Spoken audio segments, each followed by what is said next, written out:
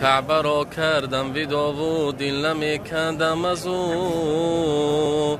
تو مدینه رهروان با جمع یاران آمدم. کعبه را کردم ویدا و دل نمیکندم از او.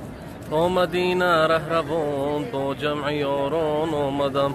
پای بر یثرب نهادم بر زمینی پاک تو. مسجدی حب النبی را دیده گریان آمدم. چون خدم ماندم درونی مسجدی صدری کبار. روزه را طی کردم و منظار و نالان آمدم. روزه و محراب حضرت گشته جای عاشقان. این منی عاشق حضرت از تاجیکستان آمدم. از حصاری شادمان و سغد و ختلان آمدم.